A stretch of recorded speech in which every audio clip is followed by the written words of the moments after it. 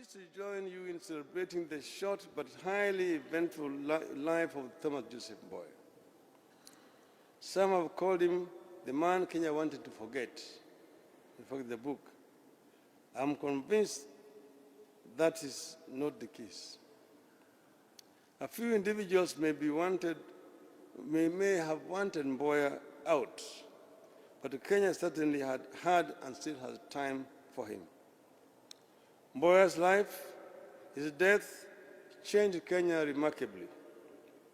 On his death, the multi-ethnic alliance he meticulously cobbled and championed evaporated, tribal tensions rose, peace collapsed, patronage and favoritism took over, and the once upbeat and forward-looking Kenya took a gloomy turn that we are yet to fully overcome. We are still caught up in the things Mboya caused to happen that changed the day he died. His sessional paper number 10 of 1969 continues to generate as much debate as it did the day it was published. How great or otherwise the sessional paper was remains the subject of intense debate, which is healthy in a nation. Healthy nations vigorously review and debate their past as well as their future. Kenya must be no exception. Two things stick out in Mboya's life and career that should be of interest to the current generation. One, it is not how long we live that counts for our nations and our people. It is what we do with the years, short or long, that we live. Mboya lived for only 39 years, but he was able to pack an amazing array of heavy responsibilities and achievements into the short life. Into those 39 years, he packed being a freedom fighter, Pan-Africanist, a trade unionist, a party leader, Kanu Secretary General, a cabinet minister, and more importantly, one of the founding fathers of the Kenyan nation. Secondly, it is not where we begin in life, but the path we choose to travel and the things and values we choose to stand for that matter. With focus, discipline, honesty, and patriotism, we can pick ourselves up and build our nation. Mboya was the son of a Sisal Carter. For long, he lived in a two-roomed house in Ziwani Estate in Eastlands. He was never an overnight millionaire. We know he borrowed money from a bank to build his first house in Convent Drive. But at no time did he consider himself a hustler.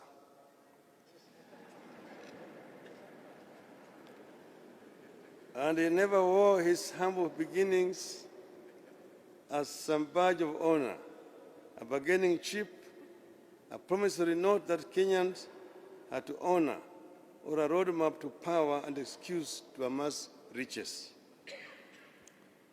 Through honesty and hard work, Mboya built himself and his country up to the level that his name remains synonymous with Kenya. Mboya's life, therefore, remains an exemplification of what his friend J.F. Kennedy later immortalized in the words, "Ask not what your country can do for you, ask what you can do for your country." Mboya did not believe that Kenya owed him because of what he had been through, both in his private and public lives. Instead, he believed he owed Kenya and sought to pay his debt to the nation. He believed he had a responsibility to contribute in some way to the good of his country and that of humanity. He believed in making a difference. He had the ability to gaze into the horizon and internalize what his people and his country would need in the years ahead. As Mboya fought for Kenya's liberation from the stubborn colonialists, he knew that the Wazungu would certainly leave at some stage. There would be a gap that would need young Kenyans to fill for the nation to continue running. Mboya knew Kenya and all African nations fighting for liberation needed to prepare the future workforce while colonialists were still around. That was certainly the reason and vision behind the student airlifts of the 1960s. He wanted the Africans to study abroad, then come back to manage their newly independent states. That was also an indication of his belief in sound education and proper training as keys to sound management of the affairs of the state, not patronage, tribalism, and favoritism. Throughout his public career, he chose to see Kenyans as Kenyans and not representatives of tribes. When he had opportunities, he dished them out to the best qualified and the most deserving regardless of ethnicity. Mboya's life, therefore, exemplifies the Kenya that was and the Kenya that might have been. In his book, Freedom and After, he writes of how harmful to Kenya was the man who saw only good in his own people and only evil in those of the other tribes. Unbelievably, that is where we began as a country. We began as a nation that was blind to tribe and ethnicity and keen on ability and policies. And Kenyans loved that kind of ideal and rewarded it. That is why Mboya was able to win the Nairobi constituency parliamentary elections in 1957 and 1961, despite the fact that Nairobi was cosmopolitan. So our fall from being a united, tribeless nation driven by merit and ability has been dramatic indeed. It may well be the second fall of a man after the first fall as narrated in the Bible. What we are today is not what we were or what we intended to be in the beginning. But it is not doom and gloom and all is not lost. Kenya still has men, women, and young people who remain keen on the vision and mission of the founding fathers who included Mboya, and they are keen to help our country restrain its steps. I just want to conclude by saying just a few words. How I first met Tom Mboya as a small boy in 1958, when I had been brought to town by my father, and they were both members of the Legico. And they had been accused of what was called then criminal libel. And they were appearing before the High Court here. And all of them, the charge was read to them, and they all pleaded not guilty. That was my first meeting with Tom Mboya.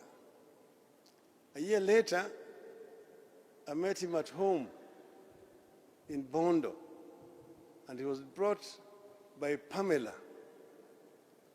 Pamela was then a student at Makerere University. Pamela was like our elder sister. She's the one who looked after us when we were children. And she decided to bring her boyfriend home. And they were driving in a Volkswagen. Tom was the driver and Pamela was the passenger. That was the second encounter. And Pam introduced us to him at that time. That was the second time. Of course, we'd meet many more times. We have been family friends first with Pamela's family. Pamela's father and my father were students together from Maseno to Alliance to Makerere, and then they taught together. So we know each other for a long time. And I would say that Tom was a great man, truly he was.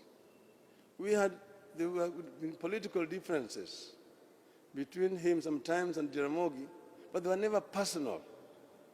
They're just like now, Mr. Jeremy Corbyn and Prime Minister, what's her name?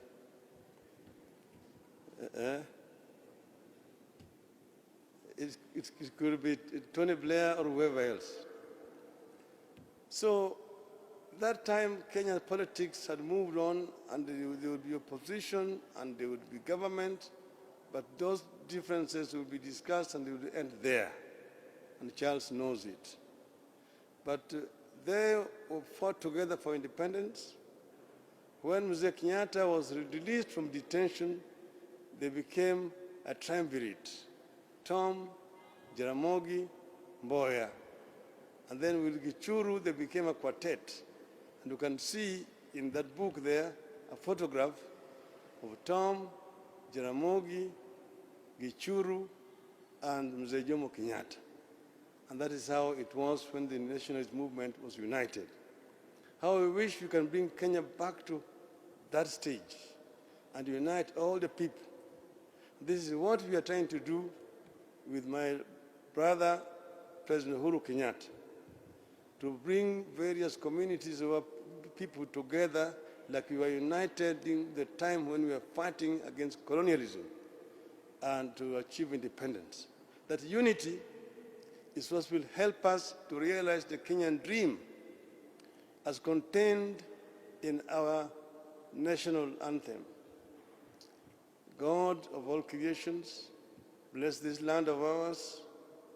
Justice be our shield and defender. May we dwell in unity, peace, and liberty.